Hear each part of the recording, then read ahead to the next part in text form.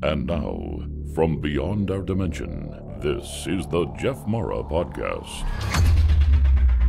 Here's Jeff. My guest is Ben Bauer, who during his near-death experience had a choice of either going to heaven or hell, which today we're going to learn about. Ben, thank you for joining me and welcome. It's a pleasure to be here. I'm really happy to be here. It's a blessing. Well, thank you. Ben, if you don't mind, should we start on the day of your NDE, or do you need to give us a little backstory? I can give a little backstory, Okay. Whenever you're ready. I'm ready. Yep. So I was adopted at age 3. I'm originally from Ukraine. I do not know anything about my birth parents or like birth family. At a young age, I was very, I did a good job with, growing up in school, but I was very different. I guess I was one of the kids who had autism, and I was taken advantage of in a daycare center, and someone who manipulated me with the cross, was manipulating me to get what he wanted by, using religion. So that led me down a really dark path of homelessness, suicide attempts, blocking God's, view of me, or like that brick wall.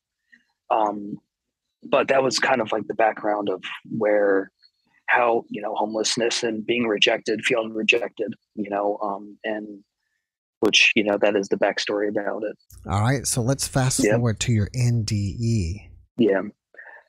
I was experimenting with drugs. I was at the time I was homeless. I was experimenting with drugs, alcohol, mixing medicines, mixing Seroquel with alcohol, doing different, types of drugs to get away, to leave this existence.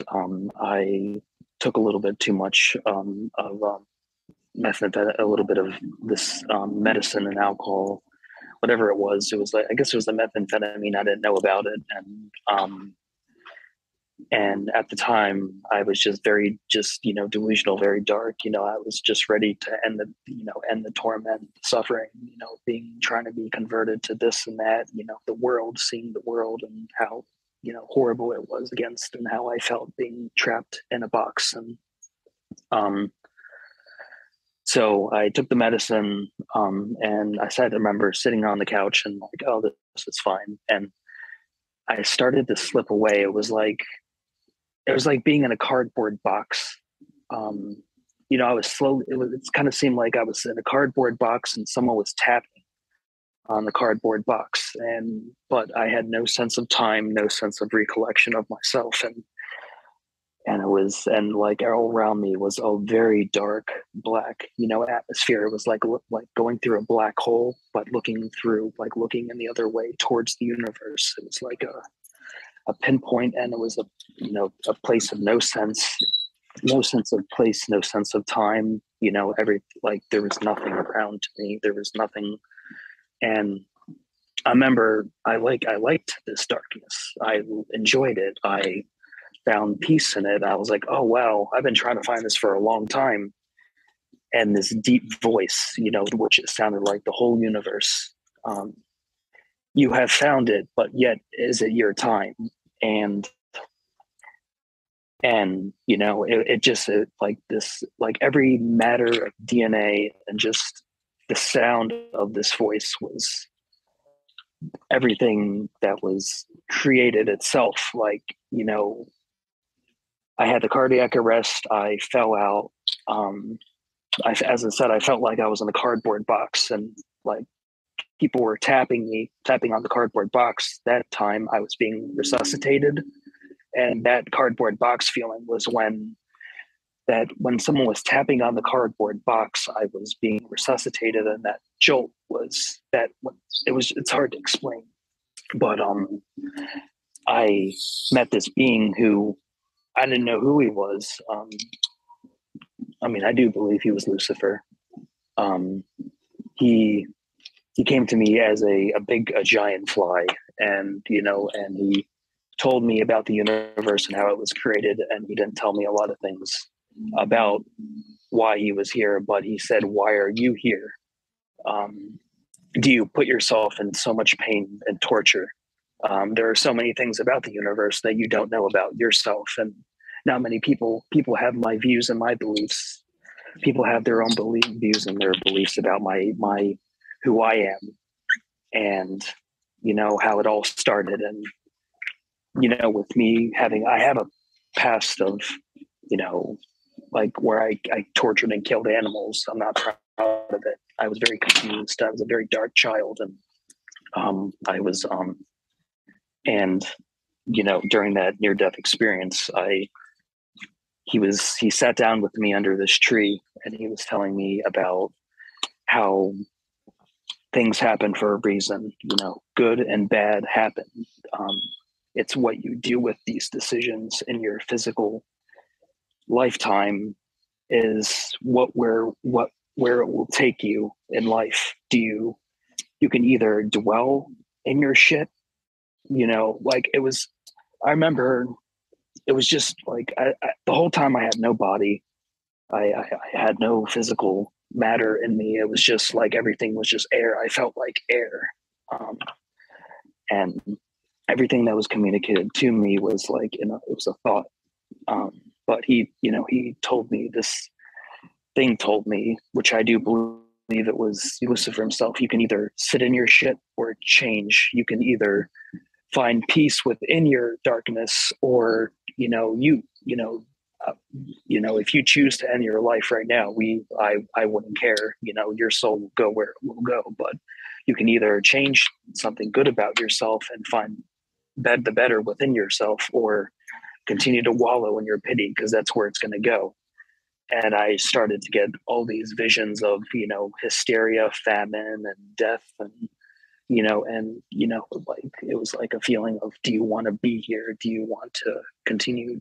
Is this really where you want to go, or do you want to go into the light and find, do you believe that isn't false to you? And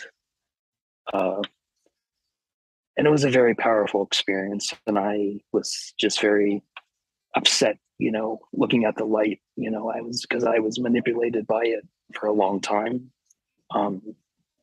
And we sat under that tree, which felt like hundreds of years. It felt like, hundreds of years, but it was only like 45 minutes or something from what I know. And, the planets exploding, to new planets being created, to, the place that I've always wanted to be, just, a place that I can call home, that I can call peace. And I asked him, could I have a place that I can call peace? And says, well, you can make it. It's your decision. You will be watched for the remainder of your life, and you will be protected. It's your choosing if you want to have that type of resource. It's an extra power. You have an extra quality in yourself. You don't, mess that up. And it was like my ear popped, like it was like an ear popping, and I was back in my body, and they were putting it. I was like in the ICU, but I had a lot to think about, and I was because it was the suicide attempt, and I was in the hospital. But that was the near-death experience, and what happened. I had like a headache, and I had after it happening, I had these little blue spirits, whatever it's flying around, and kind of just landing on me, and just what I've learned is that the universe doesn't owe you anything. Unless it's, rewarded by something. You can either continue to wallow in pain, or, do something about it. But that's kind of the near-death experience. That's what happened. Ben, thank you for sharing it with us. Mm-hmm.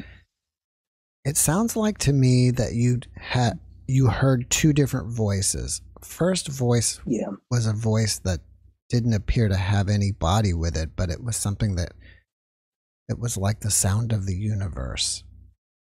Yeah. Kind of like what you explained. Who do you think that voice was? I mean, I do believe it was God himself, and he Right. said that, but I guess, but that being that I met under the tree was, I knew that was who he was, and you know, um, but I felt comforted by him. Mhm. I felt comforted by being under the tree with him, which I'm still learning that today. That being, you're saying, was Lucifer, and it appeared to you as a bee or a fly? Yeah, like a fly, but in a human form. Mm-hmm. He was very calm, but he had black hair. He had very pale skin, and he was wearing like a grayish robe, and he had sandals on, but his feet, just looked very, very dirty. And I can sense the filth off of him, but I felt comforted by it and like, here, let me talk to you. And that was, so Since you're saying he's kind of like a human fly, would you consider him like a fallen angel with wings? he definitely is. It was, from what I was told, it was him and, him and God, the apple, and just me. I still have a lot to learn today about how it all started. But yeah, It appears that he wasn't some type of being that was just going to send you to hell and punish you and torture you forever.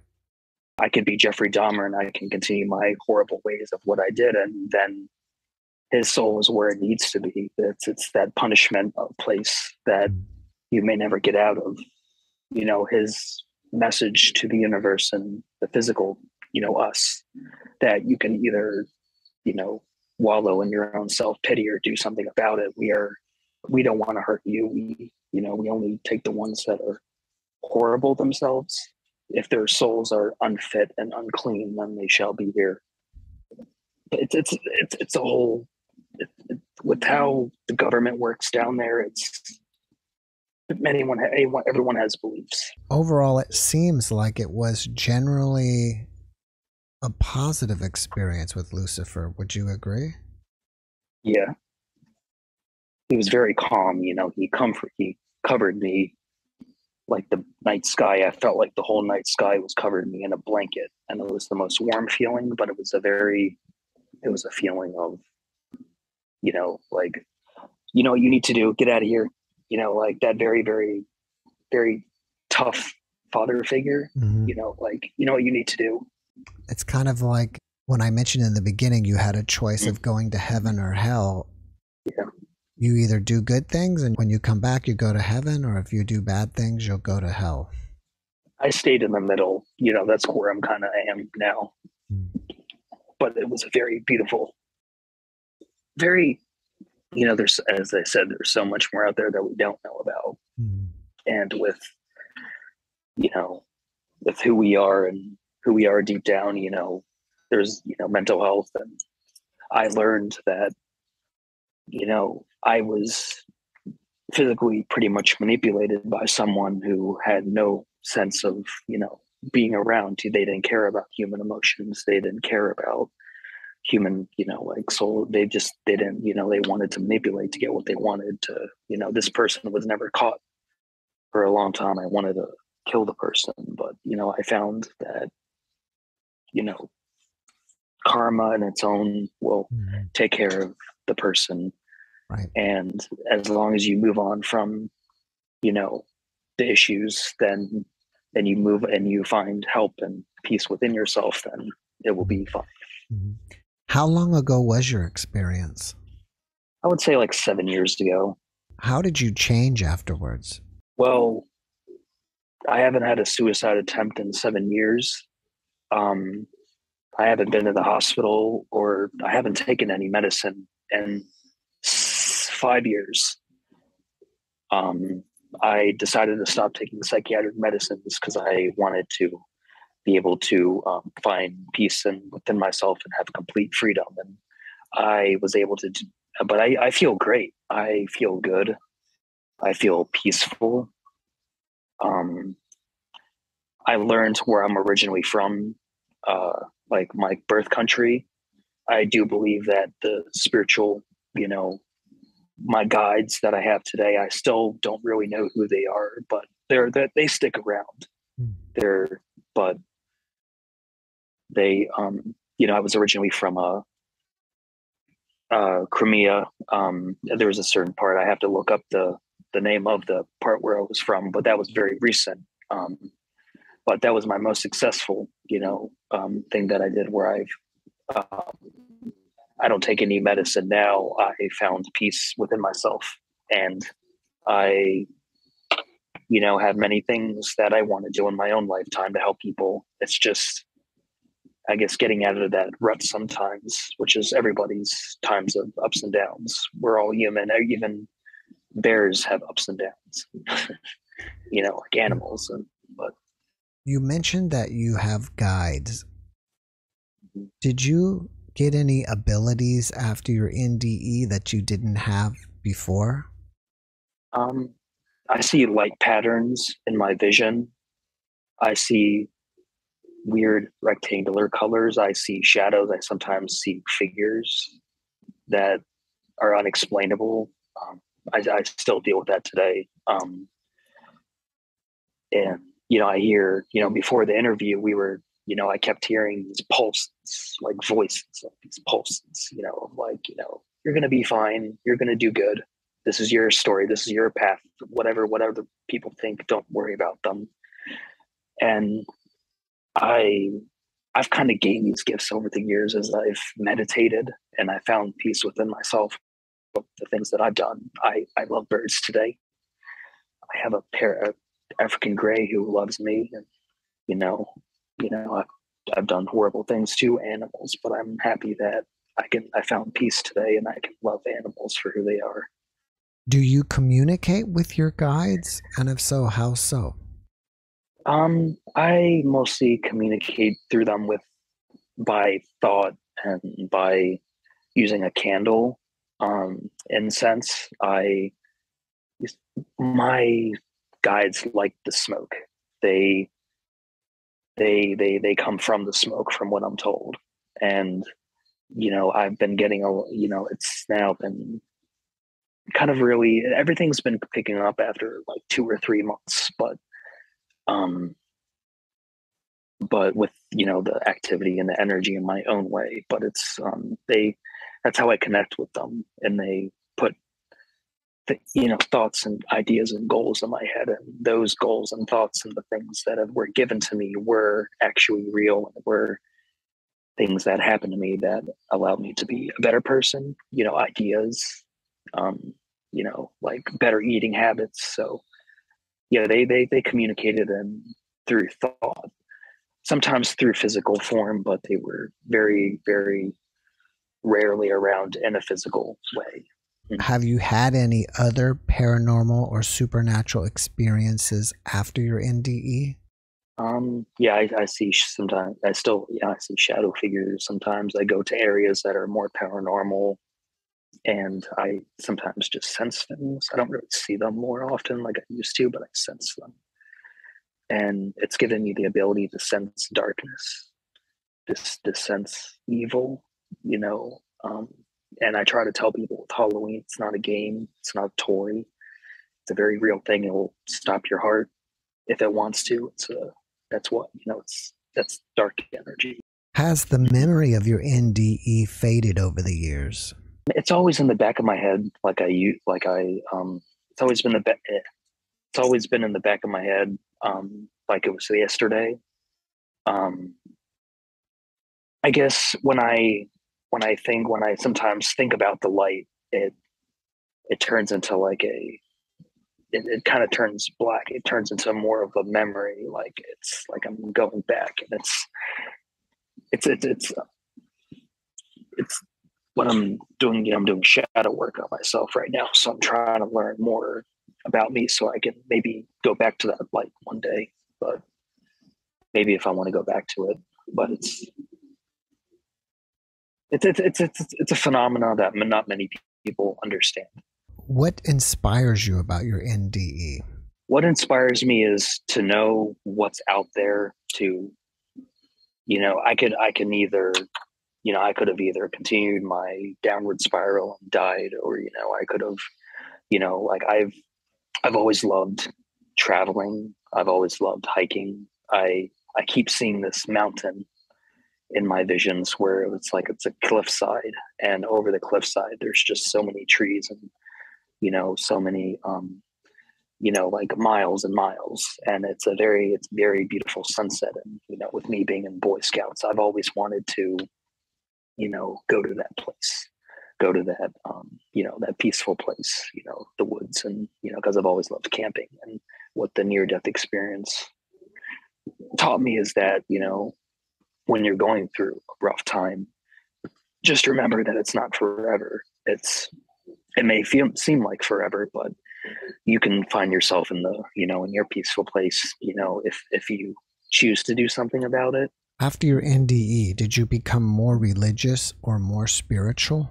I became more spiritual. I was raised Jewish. I had my bar mitzvah and everything, but growing up, I never felt connected to it. Like as a child, I always liked the dark corners of the room. It's hard to explain. It was, I still have a lot to learn, but it was like, I didn't like, it's a lot, but today I'm more spiritual. I'm open to learning about different energies. I'm open to different diversities. I love diversity. I love humankind. I love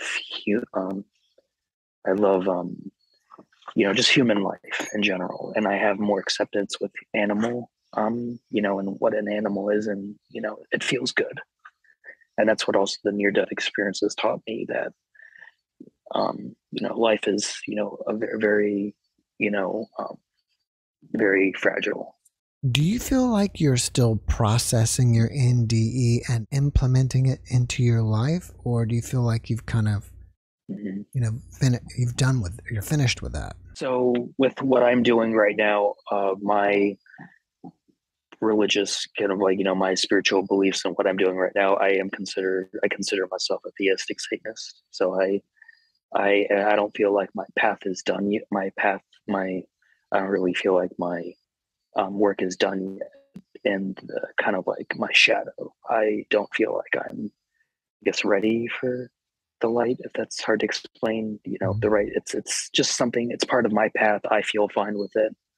I feel good. I'm going to skip into that darkness like it's no other, and find the good in myself. And even though I have a hard time accepting certain aspects of light, because, I was manipulated by someone who I thought that was a past, who had a cross. But it's finding that peace in your own life, not trying to be, not, mourning yourself, but finding peace and happiness with who you are and going your own journey. So I would say I'm kind of going into the darkness more, but it's not, it's been healthy for me, and it's more freeing because I can find more of the bad about me, so I can be more of a free, positive person.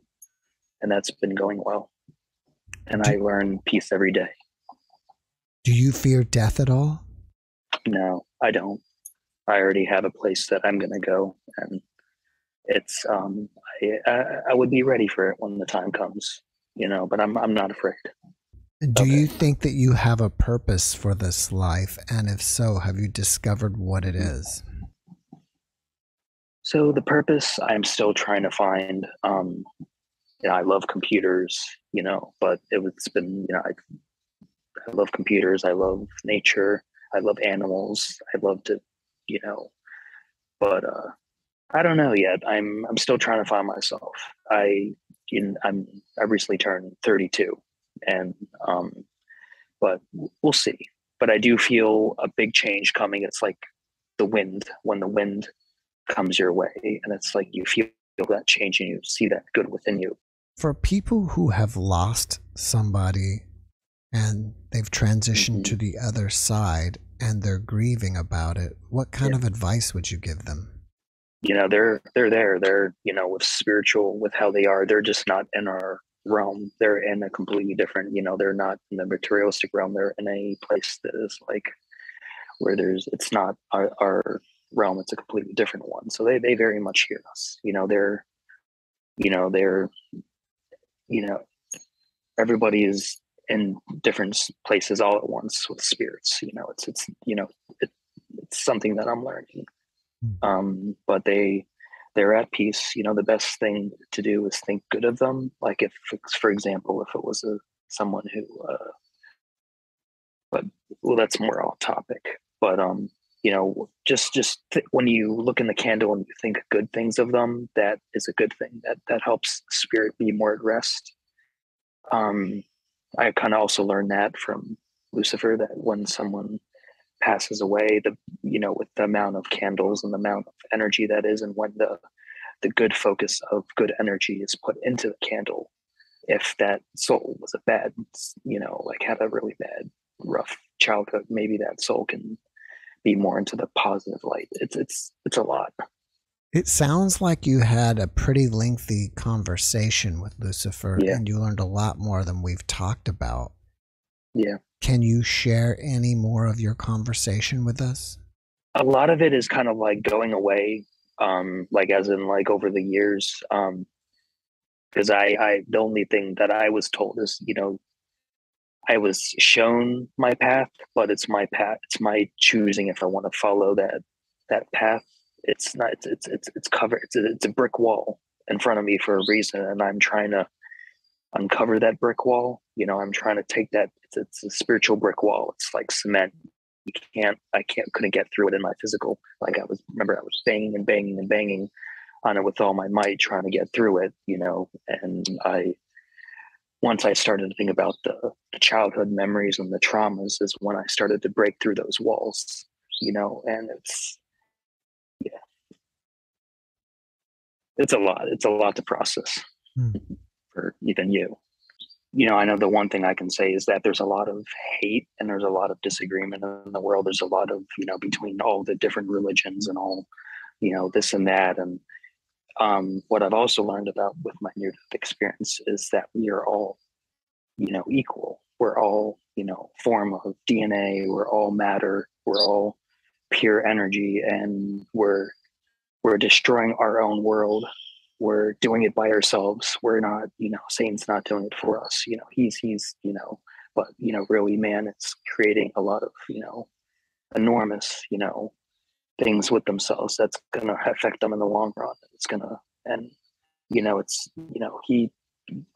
it's our own choosing whether we want to find our own place in life and find peace within ourselves, no matter what the things we've done, no matter even the most vile things that people have done as humans. It's finding your peace in yourself is very important, because you will take it with you. And that's kind of what I learned. And I've just been following more positive vibes, because I'm a very peaceful person, and I have manners and I respect, but we have to respect each other. You have to learn to respect all types of religions, and very important. Do you believe in reincarnation and past lives? Yeah, I do believe that I have a past life, but I don't know. I haven't unlocked it yet. Reincarnation. Yeah, I do believe in it. But I have a lot to learn still. You mentioned that you have a lot to learn still. Are you reading stuff to learn, or are you getting downloads, or are you getting information from your guides? I'm getting information from my guides, and I'm reading kind of book stuff, like, Kings of Solomon, and kind of reading that stuff. That's more of like the Goetia stuff. But yeah, that's kind of, but I haven't been reading. I've been doing more meditation.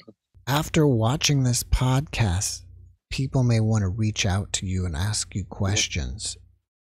Are you open to that? I am. What's the best way for them to reach you? I know that my Facebook, it's Ben Bauer. I can send the picture to you of my profile picture, and people can message me about anything, and I will answer your questions.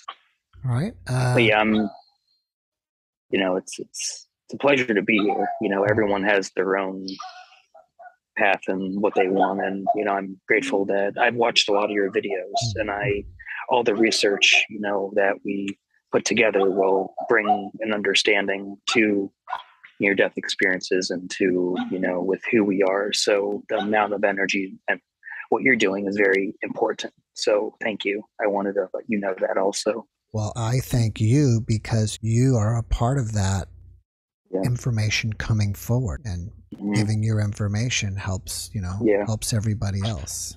Yeah, and it's very important, and all the stories that we put together is, you know, what makes us who we are, and it's been a pleasure. But my Facebook is the best option. Well, before we finish up, can you leave us with one last positive message? We're all beautiful in our own way, and no matter what, we can find peace amid the storm, because it's not forever, and you can we're all beautiful in our own unique way, and even darkness thinks we are beautiful. But it's our own journey. It's our own journey and decision is what we make it. So positive vibes to everybody and peace to everybody. Ben, thank you for that message, and thank you for joining me. You're welcome. And I hope everyone has a good night, and thank you. All right. Have a great night. Thank you. Thanks for watching the JeffMara podcast. I really appreciate you. Another way to show support is through YouTube memberships. And if you do, there are loyalty badges and other perks depending on your level of membership. All you need to do is click the join button underneath the video to find out more. Thank you for your support.